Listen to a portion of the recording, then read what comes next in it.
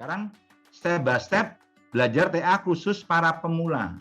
Setelah Anda mempelajari candle, setelah mempelajari candlestick pattern, itu wajib ya. Candle itu wajib dipelajari. Ya, mosok kita mau trading tapi nggak menguasain tubuhnya kan, nggak menguasain gerakan tubuhnya kan nggak mungkin kan. Nah, jadi wajib mempelajari candle sama candlestick patternnya. Setelah kuasai baru. Nah, pertama adalah membaca, memahami, dan melukis tren. Nah, dulu saya belajarnya melukis tren ISG. Bahkan di Carnesus Anda bisa melihat indeks-indeks sektor usaha yang bersangkutan. Contoh, kan di Carnesus kan ada composite. Di situ Anda bisa aktifkan indikatornya, atau bahkan Anda tidak perlu mengaktifkan indikator, Anda bisa narik-narik garis tuh. Ya, narik-narik garis. Kan di situ ada garis tambah lempeng atau lekuan atau Fibonacci-nya dan sebagainya, ada semua di Carnesus tuh. Ya.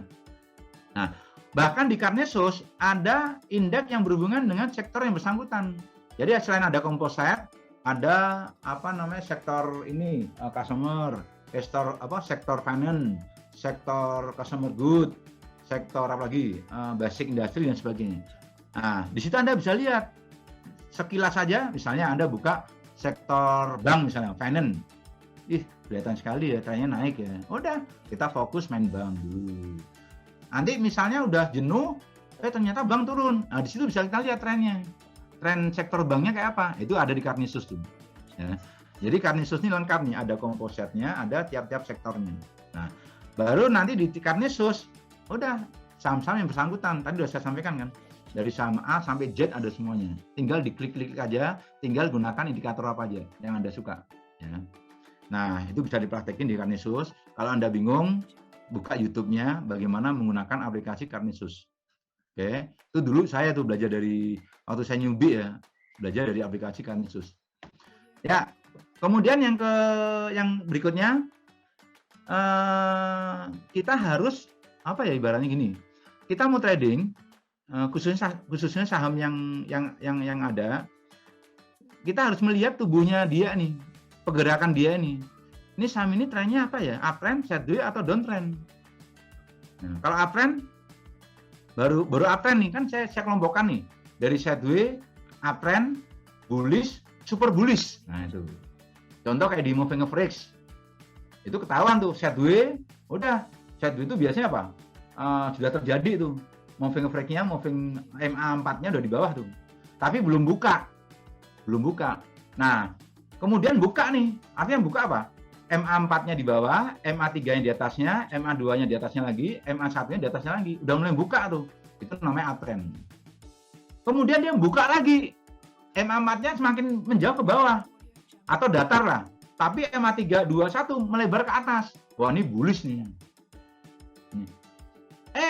Terjadi lagi. MA4-nya tetap atau melebar, MA3231, apalagi 1 dan 2 ya, itu semakin jauh tuh. Semakin ke atas. Itu namanya super bullish. Contohnya apa? Itu DMMX. Itu. Jadi DMMX ini fasenya ini masih super bullish tuh. Dia MA1-nya belum menyentuh ke MA2 kayaknya.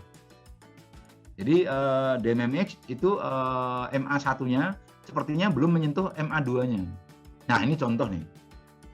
Jadi Anda kalau mau trading saham yang bersangkutan, dilihat. Gampang kok, kelihatan tuh. Ya. Khususnya Anda menggunakan indikator moving average. Nah, itu akan ketahuan. Ini saham, uptrend nih. Posisi uptrend kan MA4-nya di bawah. Uptrend kan, sorry. Kan tadi uptrend dibagi kan. Awal uptrend, bullish, super bullish. Nah, kalau udah masuk ke uptrend, ke bullish, itu jelas sekali. MA4-nya di bawah. Apalagi super bullish, MA1, MA2 semakin jauh, semakin melebar. Itu. Nah, jadi Anda harus lihat nih, lukisan seperti ini wajib melihat. Kalau saya sih udah sekilas tuh, ini uptrend nih. Nah, kalau mamanya Anda lihat sideways, itu ketahuan sekali tuh. MA1, MA2, MA3-nya itu berpotongan tuh, nggak karuan tuh. Apalagi downtrend. Gampang downtrend itu. Namanya downtrend, MA4 sudah menyentuh ke atas. Jadi MA4 dia motong MA3, MA2, MA1, sekarang MA4-nya di atas. Udah MA3-nya di bawahnya, MA2-nya di bawahnya lagi, MA1-nya di bawah lagi. Nah, itu udah fase downtrend. Apalagi pakai Ichimoku, ketahuan sekali awannya menjorok ke bawah. Nah, jadi Anda harus hafal betul. Saham ini trennya apa? Uptrend, sideways, atau downtrend. Itu. Kalau uptrend, ya udah tinggal kita permainan nanti itu. Permainan di moving average-nya atau Ichimoku-nya. Nanti kalau dia koreksi pertama itu wajar, nanti pasti mantul di MA2. Koreksi kedua wajar, pasti mantul lagi di MA2. Koreksi lagi, hati-hati, biasanya MA2-nya jebol nih. Itu. Saya ulang ya. Misalnya nih, dia super bullish nih, MA1 di atas, MA2 di bawahnya, MA3-nya di bawahnya, MA4 di bawahnya lagi, paling bawah. Dia naik terus nih. Tiba-tiba saham ini koreksi atau konsolidasi wajar. Nah, acuannya apa? Biasanya garis MA1 dia turun tuh. Nah, pas dia turun, saya jamin tuh mantul tuh di MA2. Kenapa? Baru pertama kali koreksi. Nah, dia biasanya koreksi di MA2. Pasti mantul. Nah, silahkan Anda beli di MA2. Tapi ingat ya, ini tidak berlaku untuk saham gorengan ya. Kecuali kalau gorengannya diakuisisi kayak Zebra tuh boleh lah. Tapi kalau nggak ada berita yang baik, jangan. Ya, ini khusus LQ45 atau non LQ45 atau second line ya. Nah, jadi dia koreksi nih, MA2 mantul. Koreksi kedua, MA2 mantul lagi. Koreksi ketiga, hati-hati. Biasanya ya, menurut pengalaman saya, dia koreksi ketiga, MA2 jebol. Udah, dia menuju ke MA2 ya, menuju ke MA3. Nah, MA3 biasanya dia mantul, tapi naiknya apa? Ke MA2 aja. Kalau dia beritanya bagus, kembali lagi. Posisinya apa? MA1 di atas MA2. Nah ini, jadi harus apa? Jadi kalau kita belajar TA ini harus belajar apa ya? Keunikan, ciri khas, ciri-ciri dari indikator yang bersangkutan. Nah itu. Bagaimana Mas Mega? Jelas ya apa yang saya sampaikan ya? Nah jadi 3 tren ini harus kita hafal betul. Ini posisi saham ini uptrend, sideways atau downtrend. Ya lanjut. Nah contoh kayak gini. Ini namanya uptrend nih. Ya. Ketahuan sekali nih. Ya, kalau saya sih udah hafal betul nih. Ya.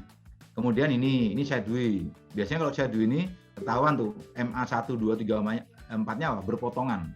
Saling berpotongan itu. Nanti situ Anda tarik garis lurus tuh. Kalau di Weekly Joss, saya biasanya pakai garis hijau. Ya.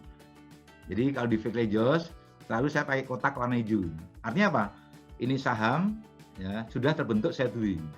Nah, itu kotak hijau tuh. Nah, siap-siap dia akan mantul lagi. Misalnya dia berada di garis hijau yang bawah, siap-siap dia akan mantul lagi ke garis hijau yang di atasnya. Nah, jebol, siap-siap menuju ke garis yang biru. Jebol lagi, siap-siap menuju garis biru yang kedua, dan seterusnya. Nah, itu sideways. Kemudian kalau downtrend, udah ketahuan. Ya, apalagi kalau Anda mau belajar Ichimoku, awannya jelas sekali itu. Itu. Nah, kalau dia Ichimoku-nya masih lebar, masih turun, belum ada kenaikan di ujungnya itu ke atas atau di atasnya ke atas, jangan dibeli. Tapi misalnya nih, dia koreksi terus kayak CST tuh, terus tiba-tiba hari kedua ada perlawanan, tiba-tiba hari kedua sideways, 3 sideways, 4 sideways. Ichimoku-nya di ujung kanan sudah terlihat tekuan ke atas. Baik yang bawah naik ke atas, baik yang atas naik ke atas, sudah. Nah, itu siap-siap tuh. Nah, naiknya seberapa nih? Nah, itu ada rumusnya. Jadi nggak mungkin langsung naik tinggi tuh nggak, ada rumusnya. Bahkan dia mau naik, ternyata apa? Resistennya nggak jebol. Udah, dia bakal bentuk letter U lagi. Artinya apa? Membentuk letter W. Itu. Jadi saya ulang ya. Koreksi, kemudian sideways. Beberapa hari sideways. Kemudian dia naik. Nah, naik, tapi naiknya belum tentu dia akan lanjut terus enggak. Tapi apa? Dia naik, uji dulu resistennya. Ternyata gagal, turun. Dia membentuk U kedua. Artinya apa? Yang tadi naik kan U pertama kan. Ternyata U pertama gagal. Resisten yang pertama gagal. Baru letter U kedua. Terbentuklah W. Biasanya kalau W, udah. W itu artinya apa? Tarik aja garis yang atasnya tuh. Tarik di atasnya, resisten itu yang terkuat. Jebol, udah.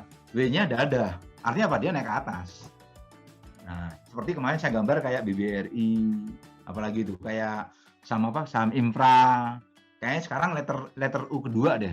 Itu. Nah, itu. Jadi khusus untuk saham yang koreksi, tunggu beberapa hari sideways dulu.